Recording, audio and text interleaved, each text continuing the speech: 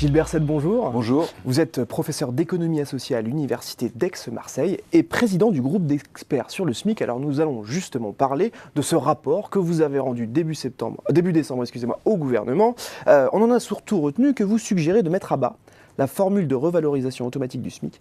Alors pourquoi faire ce type de recommandation aujourd'hui ? Alors pourquoi faire ce type de recommandation ? Le rapport l'explique, c'est un rapport assez long, assez argumenté, assez fouillé.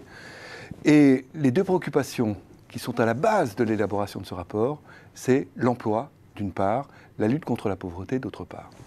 Du côté de l'emploi, ce qu'on remarque, c'est qu'un coût du travail trop élevé est évidemment préjudiciable à l'emploi, à la demande de travail des entreprises et puis à la compétitivité de l'économie française. Nous sommes un pays en situation de chômage massif. Sur les 35 pays de l'OCDE, il faut savoir que 4 seulement ont un taux de chômage supérieur à celui de la France. La France fait partie des rares pays de l'OCDE qui ne soient pas au plein emploi. Et puis les effets sur l'emploi, d'ailleurs, ont été complètement acceptés, font partie de notre culture commune. On peut bien voir que tous les gouvernements de gauche et de droite, depuis le début des années 1990, essayent de contrebalancer, d'atténuer les effets préjudiciables sur l'emploi d'un SMIC trop élevé par le développement massif de réduction des contributions sociales des entreprises ciblées au niveau du SMIC. Et ce que nous disons, c'est que peut-être, pour un pays en chômage massif comme le nôtre, un SMIC un petit peu moins dynamique permettrait de réduire ce volume d'allègement de contributions sociales des entreprises et permettrait d'utiliser ces ressources de façon beaucoup plus efficace via des politiques vraiment ciblées sur les pauvres. Et on pense bien sûr, concernant la pauvreté laborieuse, à la prime d'activité. La prime d'activité est vraiment ciblée sur les personnes les plus pauvres.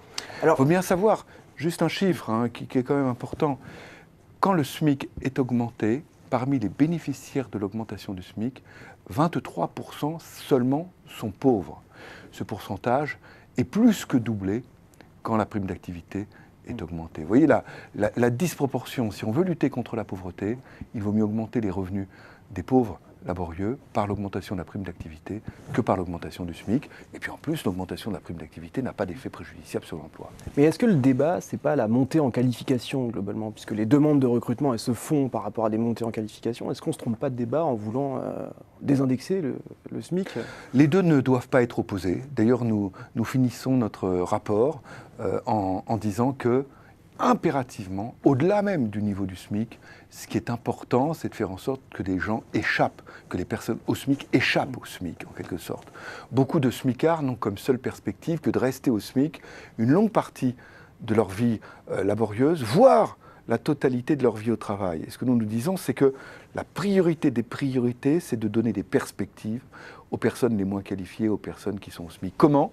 Eh bien, par une réforme ambitieuse, bien sûr, de la formation professionnelle. Une telle réforme fait partie des objectifs du gouvernement actuel. On n'en connaît pas encore les contours, mais l'un des objectifs de cette réforme va être justement de donner des perspectives qui permettent aux SMICards d'échapper à leur destinée de SMICard. Alors si on prend un peu de hauteur et qu'on fait une comparaison au niveau européen, est-ce que le SMIC français est cher et est-ce qu'on ne va pas à rebours d'autres politiques, je pense à l'Allemagne ou au Royaume-Uni par exemple, sur l'évolution du SMIC ? Pour prendre ces exemples, le SMIC net en France, enfin le salaire minimum français net est le plus élevé parmi tous les pays de l'OCDE, parmi les 35 pays de l'OCDE.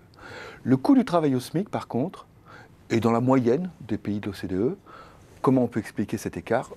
Justement par les politiques, les vastes politiques de réduction de charges sociales que j'évoquais précédemment. Mais ce qu'il faut savoir, c'est que parmi les 35 pays de l'OCDE, 27 ont un salaire minimum national. Ce qui est intéressant de souligner d'ailleurs, c'est que parmi les 8 pays qui n'en ont pas, eh bien, il y a les pays nordiques et scandinaves dans lesquels les inégalités sont beaucoup plus faibles que chez nous. Et dans ces pays-là, comme en Italie, qui n'a pas non plus de salaire minimum national, ce sont les syndicats de salariés qui disent « on n'en veut pas, c'est notre boulot. Laissez-nous faire, laissez-nous négocier les salaires ». Ce que nous disons, c'est que, ce que nous remarquons, c'est que parmi les 27 pays qui ont un salaire minimum national, 23 n'ont aucune clause d'indexation automatique. 4 seulement, dont la France, ont des clauses de revalorisation automatique. Et parmi ces 4 pays, pour 3, qui sont le Luxembourg, la Belgique et la Slovénie, cette indexation est uniquement sur les prix. Et pour un seul pays, on ajoute une indexation non seulement sur les prix, mais aussi sur une partie du pouvoir d'achat d'un index salarial. Et ça limite évidemment, je dirais, l'initiative gouvernementale pour décider de l'opportunité de la dynamique du salaire minimum selon la situation du marché du travail. Alors, vous donnez l'exemple de pays qui envisagent de revaloriser leur salaire minimum. On pourrait aussi donner le cas de certains États américains. Ces pays-là, ou ces États, sont en plein emploi. Ces pays-là où ces États sont en plein emploi. Et donc la séquence dans ces pays ou ces États a été de faire d'abord un arbitrage pour l'emploi contre le chômage, cet objectif ayant été atteint, ce qui est le cas au Royaume-Uni, ce qui est le cas en Allemagne, ce qui est le cas dans les États américains qui envisagent une forte revalorisation de leur salaire minimum, par exemple la Californie, eh bien l'étape suivante, c'est évidemment de forte revalorisation du salaire minimum. Alors dernière question, Gilles Berset, si on se projette dans 20 ans, est-ce qu'il y a malgré tout pas un risque que le pouvoir d'achat des bas revenus, avec ce que vous prenez, soit durement affecté?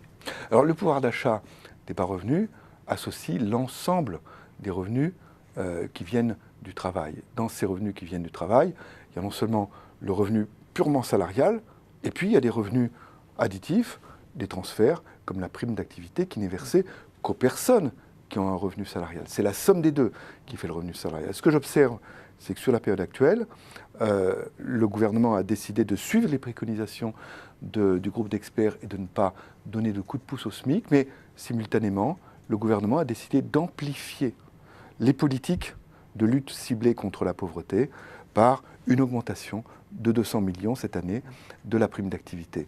Et puis cette augmentation de 200 millions devrait également être prolongée par des augmentations de 100 millions chacune des 2 prochaines années. Et ça, c'est une politique efficace de lutte contre la pauvreté. Vous voyez, la pauvreté est quelque chose de révoltant, particulièrement révoltant quand elle concerne certains publics, comme par exemple les enfants. Eh bien, le SMIC ne permet pas de lutter contre la pauvreté, c'est le chiffre que je vous donnais tout à l'heure, mais par contre, la prime d'activité, surtout dans ses déclinaisons ciblées, peut permettre de lutter de façon efficace contre la pauvreté. Eh bien, un grand merci, Gilles Berset, d'être venu sur notre plateau pour parler du SMIC. Un grand merci à vous. Merci beaucoup.